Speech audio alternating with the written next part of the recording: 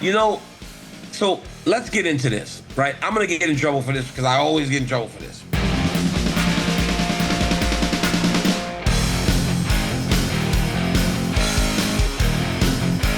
What's happening, guys? Welcome to another episode of Good Guy, Bad Guy. I'm Chael. He's Daniel. Partner, I got to tell you look very cozy this morning. I like this sweater. I'm getting cold out here in Oregon, man. The weather's dropping.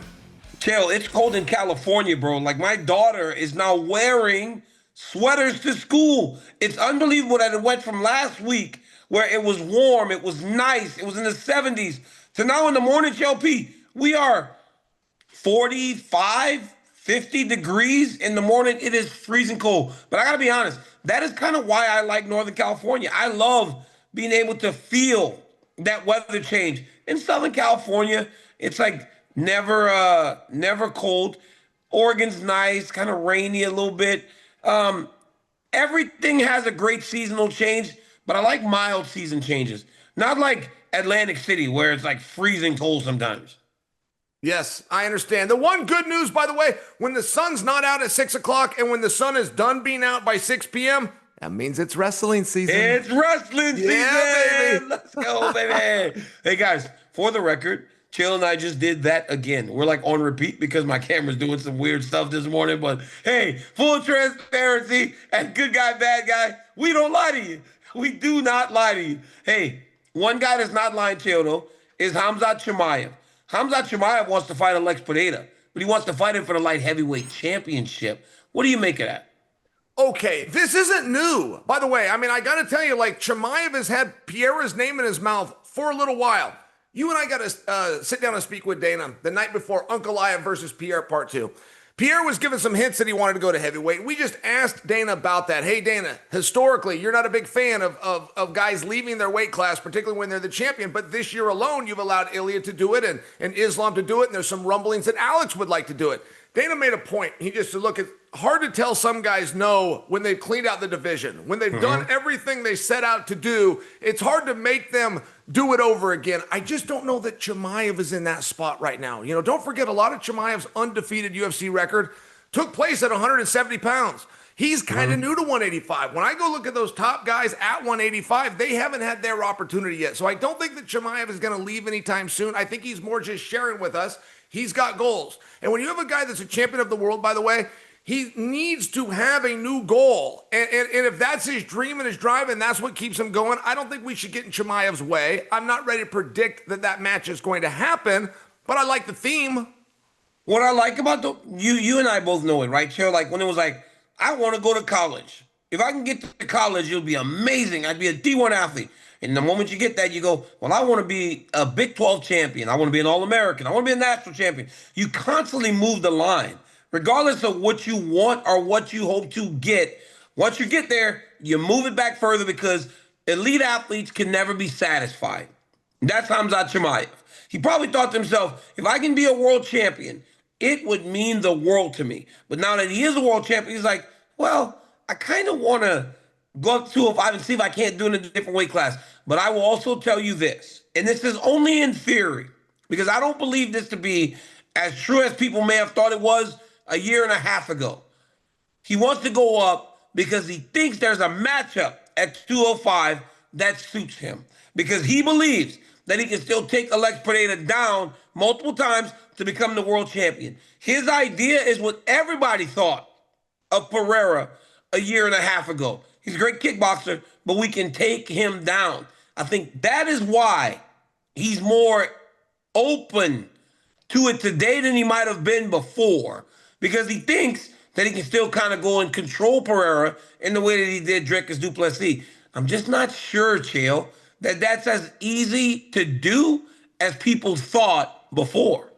Well, that's very compelling. Look at it from the matches standpoint. I interpreted when Chimaev said it, I interpreted just to mean that he wanted to be double champion. But if I'm taking it more literal like you are, that is interesting. We haven't seen Pierre in there with an elite level wrestler. And many people tried to present Uncle Aya that way. Many people were very quick to say that Uncle Aya was this deep wrestler, but if you followed his history, or even if you ask Uncle Aya himself, he was choosing to represent kickboxing. And though he comes from the Caucasus regions, and it turns out he's pretty darn good at wrestling, that isn't actually what he represented. And there is something compelling about a high-level wrestler versus Pereira. I used to be of the thought that that was the blueprint to beat him. Yep. I'm now starting to see that he appears to have more answers than I thought. But I'm open to that idea in terms of could he stop the takedown? That's interesting for sure. He did against Ankalaev the first time, and we did kind of. We gave Ankalaev some wrestling credentials that he didn't quite have, Chael. Correct. His whole life, he's grown up boxing, kickboxing, and he's a striker. He can wrestle, but yeah, he was never gonna be to Pereira what a Phil Davis was when he was at 205. Hell, even a Corey Hill when he was at 205, right? He was never gonna be that guy that just was pursuing takedowns the whole time against Alex Pereira. When you think of these two, though, Chael, with what Pereira did in his last fight, what Khamzat did in his last fight, Halloween theme, right? As we get close to Halloween. Do you trick or treat, by the way? Do you trick or treat? Do you go and you walk? I walk the kids. I don't go knock on doors like some kind of a weirdo, but I'm out there. I'm amongst the community.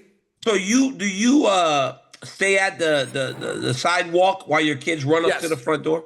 Yes. You know, there's a lot of danger between the sidewalk to the door. There's a lot of danger. Hey, it's Halloween, ghoul night. There are kids running around going crazy. Your kid can get run over. Your daughter, but I would not worry about her after what she did to that bully at school a couple weeks ago. She ain't worried. Nobody's messing with Priya. But I go trick-or-treating. You know what I love? The houses that have the fueling stations. Have you ever come across a fueling station? You don't drink.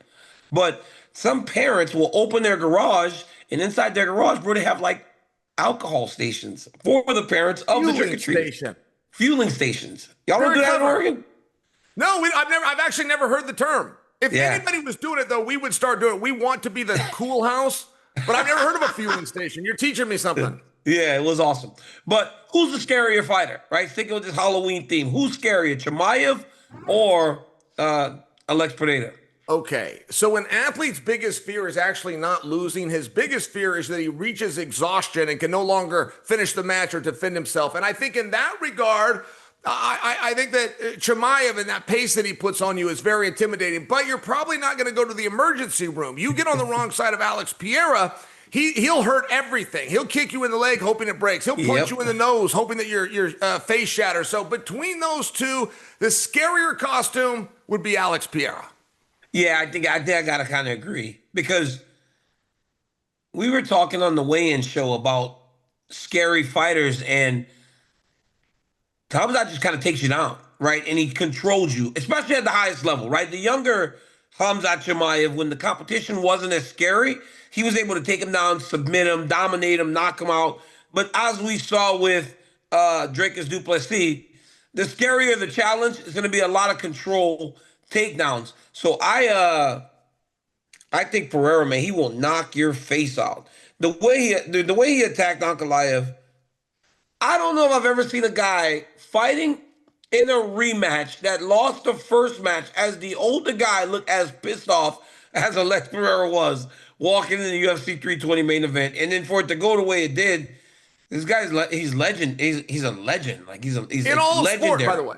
Yeah, in all sport, not just our sport. You bring boxing to it. Bring in the Lakers if you want to. Bring in the Patriots if you want to. Somebody that loses, does nothing in between, goes and follows the exact same rule set at the exact same venue against the exact same opponent, and he flips the script to that degree. Daniel, it was incredible. Like when Pereira's got these big goals and he's shooting high, or he's looking at heavyweight or John Jones, he's a very hard guy to dismiss. Even if you look at his age of 37, just right on the heels of 38 years old, he doesn't look like he's slowing down. He doesn't look like this over the hill and 40s next business is stopping him. I mean, he looks like he's getting better. Yeah, he looks like he's getting better. Who'd win? Who do you think would win, Chimaev or Pereira? Well, geez, Pereira is so big. I do think that size matters at a certain point. Chimaev would be a problem in certain positions. But ultimately, Pereira's size, even if he went down once or he went down twice, that's a big man to drag to the canvas for 25 straight minutes. I think, I'm not putting him at the same weight. I'm putting it what they weigh right now. Pereira would beat him. Yeah, that's a tough fight to choose between the two. But man, size has to matter at some point, right? It might not matter from 170 to 185, but it's got to matter at some point. When you start jumping 20 pounds, Chael, and you mean like a 185-pound guy that may weigh 210 to a freaking 205 guy that may weigh 245, that weighs 235 on fight night, it's got to matter at some point when it comes to size. It has to matter, but I can't pick the fight, so I'm happy. Hey, one guy that did not win his last fight, but one guy that we all thought fought very well was Cory Sandhagen. Cory Sandhagen is now talking. So I spoke to Cory Sandhagen after the fight, and I asked him, how you feeling? He goes, well, I'm just heartbroken, right? Because he had lost the fight. But all in all, I tried to encourage him and tell him that he did really well. Well, Sandhagen was talking the other day about the fight. Chill. He wasn't impressed with Merab. He wasn't impressed with the amount of takedowns that Merab got. He goes, hey, it's not like he was picking me up and slamming me. If you just bump me down to my knees and I just have to get back up, that to me is not like a quote-unquote MMA takedown. Maybe it scores points in wrestling, but I mean, you're not doing any damage. Do you agree with what Sandhagen said, or do you disagree with what Sandhagen said? It's very interesting because he's so much personalizing it, right? There's so much conjecture in that statement. But I do think that Sandhagen was arguably the most competitive athlete that I've ever seen that lost every minute of every round of a 5-round contest. I mean, he never backed down. I look at Sandhagen in a different way. I look at him more fondly. The ability to turn to his knees and stand up to his feet. Couldn't quite stop the wrestling, but that's how he chose to nullify it, was to keep on getting up. I mean, we don't have that fight and we don't have that great performance from Merab if it wasn't for Sandhagen. Sandhagen was a very good juxtaposition. It just kind of showed us that Merab's put a gap between himself and the field. So let's get into this, right? I'm going to get in trouble for this because I always get in trouble for this. Cory Sandhagen's a little bit off, right? He's a little bit off in his assessment of what was happening. What he got done to him was MMA takedowns. It doesn't score in wrestling. When Khabib got 24 takedowns, those are MMA takedowns. They don't score in wrestling. What Merab did to Cory multiple times was mat return him. Mat returned him. He never broke his lock. He always had his hands locked. When Cory would get up, he would pick him up and he would put him back down to the mat. And because Cory stood on his feet and got taken back down to the ground with control, it's counted a takedown. I have long had a problem with how they score mixed martial arts takedowns. Colby Covington versus Kamaru Usman, for that matter. Colby knocks him down, covers him, Kamaru pops right back up. Not a takedown because he wasn't down long enough. Whereas in wrestling, that would have been a takedown the moment Kamaru's hands went to the mat. Hey, the MMA takedown is a problem. The way that they score MMA takedowns is the problem, Chael. A takedown should be when you go to the mat. A takedown should not be when you get back up and the guy picks you up and just puts you back down. He never lost control. They see, and Chael, I don't know why, and they called me in. They called me in, Chael. They sat me with the people that do the takedowns, and I still walked out of there going, well, it ain't a takedown. It's not a takedown. You're not going to convince me of what it is.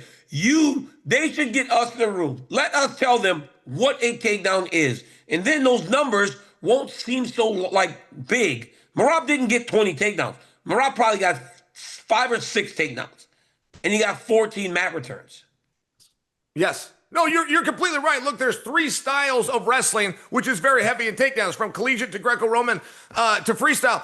It's got to be a takedown in one of those 3, or it can't just be a takedown. Yes. And you were right. What he was doing is called a mat return. Until control is completely lost and the opponent has turned and faced you, it's the same position. It's a continuation of the same position. I agree. Look, I don't know what a significant strike is. I've been covering significant strikes for 20 years. If a fist reaches out and touches somebody, that's pretty significant. I don't know. I mean, you even hear octagon control. I would love for that to be explained. I mean, one guy's against the fence and one guy's not, or one guy's stalking him and the other guy's backing up like Floyd Mayweather. Floyd Mayweather showed us you could do some pretty good damage going backwards. So there's a few terms that are thrown out there that I must tell you, I don't quite know who came up. I don't quite know who came up with the definition of them, but I would disagree. A significant strike is things that's not a jab. A jab hurts. Yes. You know what? It always makes me feel like the person that's saying or making these rules have not been hit with a really good jab. That's like you haven't been hit with a really good jab. If you think a jab is not as significant. Hey, when I was fighting John Jones and he popped me in the nose and my nose started bleeding, I was like, well, that seemed pretty dang significant to me because my It nose would is seem, bleeding. It would I didn't seem know that that that till was you it. just said that. So He popped me in the nose. It's not any a strike jab. that lands that is not a jab. Hey, Okay. All right. that was at least that's how I interpret it. But I did Yeah. go to Oklahoma State, so maybe I don't have the best interpretation skills. But yes, not a takedown. I do believe that Sandhagen was I get his point, but it was still super impressive because even doing 20 mat returns, Chael, is tough, right?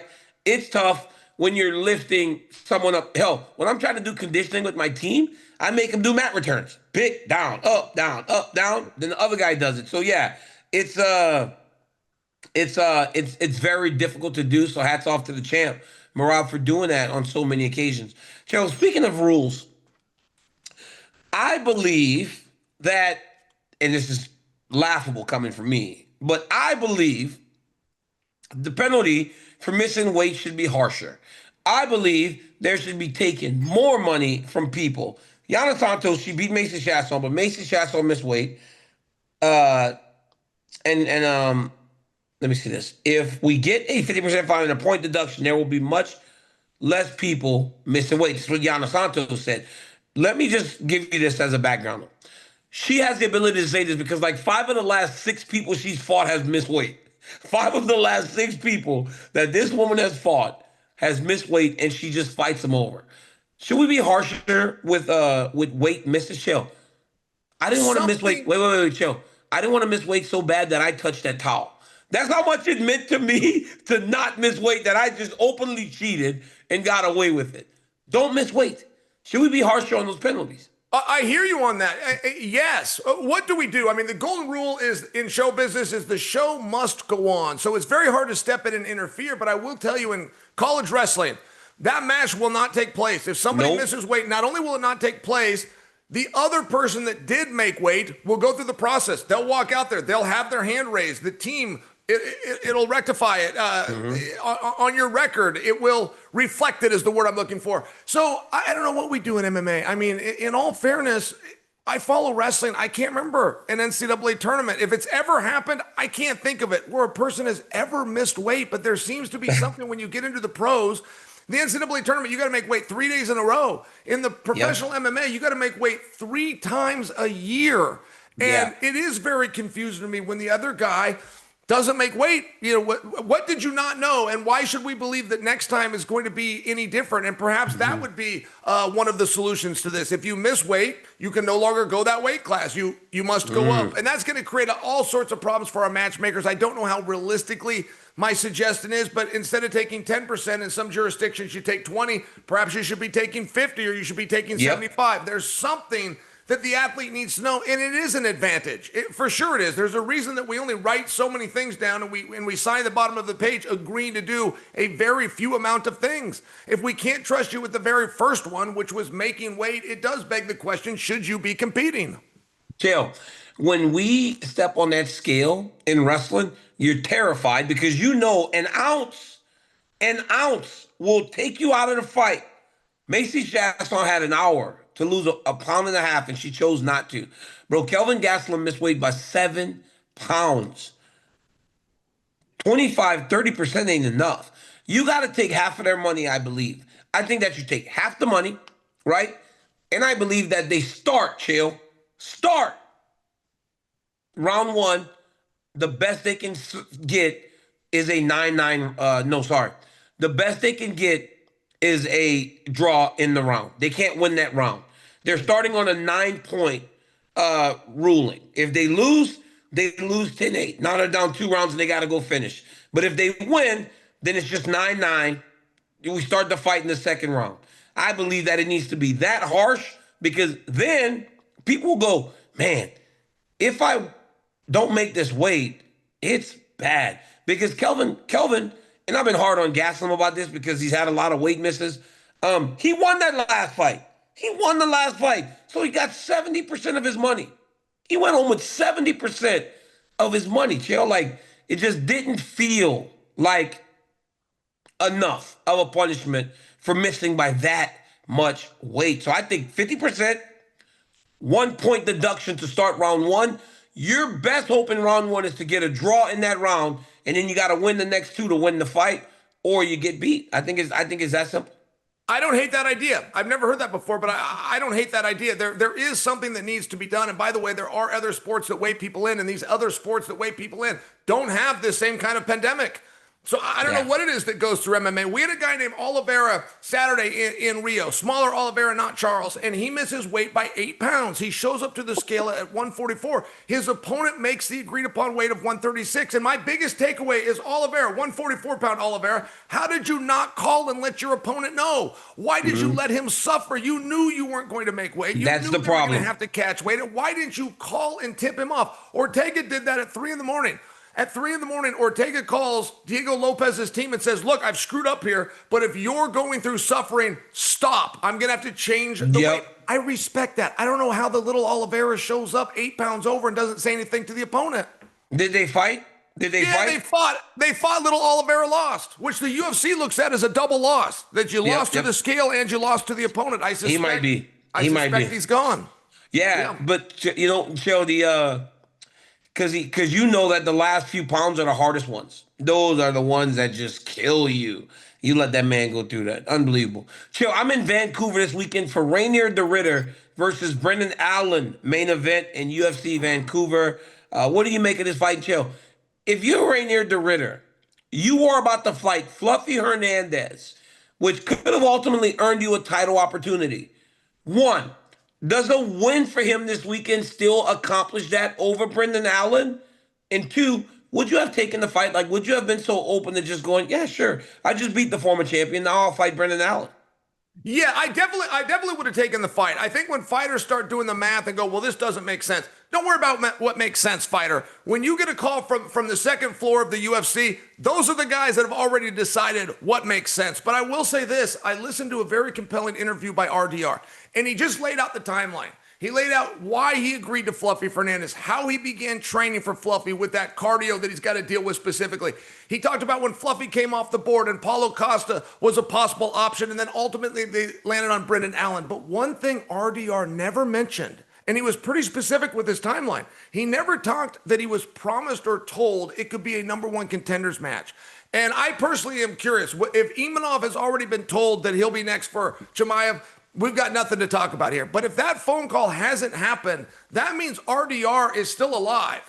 He's still alive and well in this little game, and it looks like Fluffy's coming off the board. He got a pretty strong call out by Sean Strickland. I predict for you that fight happens. So it is still down to Imanov and RDR. Should RDR have success over Allen? I think that's an extra motivator, and I think that is what RDR is looking at. And by the way, to your second question, yeah, you deserve things like that. When you go out there and you make that walk at times that other people won't, it's a win. This is nothing against Fluffy, but Fluffy and RDR had an agreement.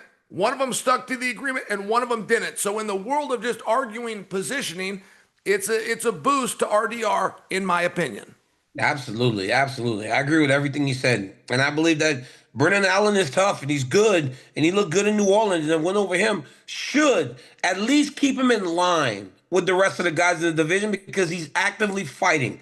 But boy, you said Sean Strickland and Fluffy Hernandez. Ooh. That I immediately said, ooh, that's a good one. Now, I don't give that reaction very often. Hey, before I let you go, our boy Robbie Lawler, Robert Glenn Lawler, was in Brenden Allen's corner in New Orleans, but now he's with Reiner de Ridder. He's cornering the Ridder. He like switched camps. What are your thoughts on that?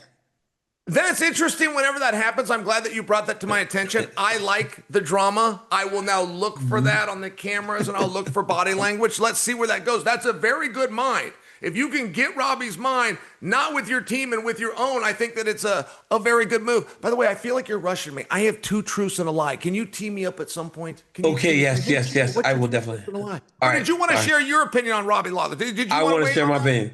I want to share my opinion. I think Robbie Lawler was like Robbie Lawler went and picked the horse that's closer to the finish line, right, Chael? Hey, it's only smart business. If you have two stallions, right, One has to run 50 yards to win, one has to run 20 yards to win. Hey, which one do you pick? You take the one that's 20 yards away, and that's exactly what Robbie's doing, because if Reiner de Ridder is able to win and he stays in line with the title opportunity, there you go. I mean, these guys are right in line, because when you look at the top six, obviously it's Imavov or Reiner de Ridder if he wins this weekend. Because I'm looking at Drickus not getting it, Strickland not getting it, Izzy not getting it, Fluffy not getting it. The winner, not the winner. Reiner de Ridder has a strong case for a title opportunity if he beats Brenden Allen this weekend. Hey, Chael, two truths and a lie. Give it to me. Two truths. I wanted to make sure we got this. All right, here's the two truths and a lie. Are you ready? Serena Williams is great at tennis. Lionel Messi is great at soccer. Daniel Cormier is great at golf. Now, I'm not going to tell you what's the truth. I'm not going to tell you. It's just one of these questions just for the universe to decide on its own. Oh, you're the worst. You're the worst. You are the absolute worst. But let me tell you this. I don't care if I'm good at it. When I look that good in my gear, I'm good at it, Chael. So when I got my Anderson Award, I am straight. Guys, no show on Monday. Chael and I get a day off. We will see you guys next Thursday. For Chael Sonnen, I'm Daniel Cormier. Sorry for the camera. Sorry for the light. But guys, if I didn't close this blind, you literally would be motion sick right now. Until next time. Oh, we have a show on Wednesday because I'm going to Abu Dhabi next week. So show next Wednesday. Until next time, Chael. And plus also, I have no more Chael's time, so I got to let him go. Until next time, peace.